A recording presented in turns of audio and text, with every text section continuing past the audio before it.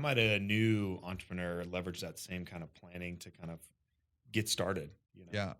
Is it setting, because if you, three action items, one person, I'm thinking I don't have a team.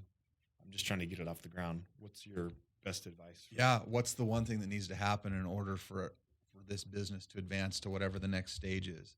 And it's, I think of it like a track. My kids are track athletes, and they, my favorite race on planet Earth is the mile. It's this, it's everyone loves the sprints and the hurdles and all these things, but the mile is so fantastic because if in the first lap you don't put yourself in a position to win it, you never will. You don't have to be leading, but you have to do that. So like, what's that first lap to the new entrepreneur that says, if I'm not in this position to get a chance to win this race in the first lap, then I may not have enough strength in laps 2, 3, 4 to ever catch up. So I've got it. What is that? And so I think some clarity on what's that one thing that you've got to do. What's the plane that needs to be landed, the customer that needs to be got, the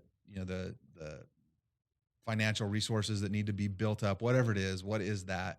And what are the two things I need to do every day to get towards that? And every day, working toward that goal.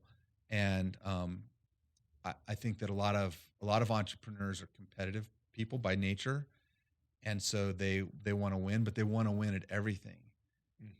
So you go to a football game, you go to a basketball game, you go, to a baseball game. You don't have to ask 32 people whether your team is winning or not. You look up, you see a scoreboard, you know whether you're winning. Now there's 1,000 data points that you're going to look at after.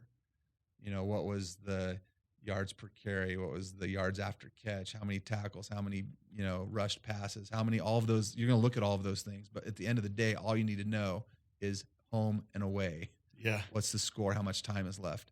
And so I think entrepreneurs tend to overemphasize all of the 30 things that they can look at versus what's the home and away? What do I have to win? When I look up at a scoreboard and say, am I winning? They need to be able to have that one or two metrics every day to decide whether they're winning or not. And for some, it might be I'm making 10 calls a day. And you look up and it's, I've only made 8, so I'm not winning until I make that 10th call, because that's a lead activity that turns into business. Yeah. And instead, a lot of entrepreneurs will look up and they'll see, how many minutes did they spend, which is a lag measure. Right. It's like, I did this, and it's like, oh crap, I didn't get any new customers. So, focusing on those, it's a 4 disciplines of execution thing. I think every entrepreneur should build their system based on some version of the 4 disciplines of execution. Which is what? It's a book that the Franklin Covey group put out, and it's create a compelling scoreboard. Have these goals that are compelling and work towards it and reinforce it. So the disciplines of execution are important. And so a lot of times entrepreneurs become entrepreneurs because they're amazing doers of something. And that's not necessarily what's needed to get around. The second lap is where you exert your dominance and you start to maybe play some mind games with the other field of where you're at. And so into that second lap, you come in and it's like, okay, now this is the crew that's working towards winning this race. And most people get through the second lap. Most milers get through the second lap and they're like, okay. And some portion of the group they're in starts slowing down. The third lap's the hardest of all 4 laps. And in that third lap, everyone starts to slow down. It's usually of the 4, the slowest lap. And that's the time that the winners put the hammer down. That's when they start to say, I'm going to fight past this pain. I'm going to fight past this frustration. I'm going to fight past what I know. What I know is to do what everyone else is doing. And when everyone else is doing something, you need to be doing something different.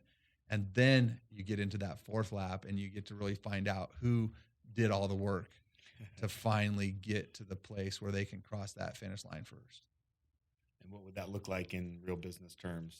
They have a team that's operating efficiently without them. Yeah. An operating company that doesn't necessarily. Yeah. Third lap is you're sitting here going, I don't have the resources to do this. I need to take on investors. It's like, maybe you need to take on investors, or maybe you just need to go sell more and let your customers be your investors.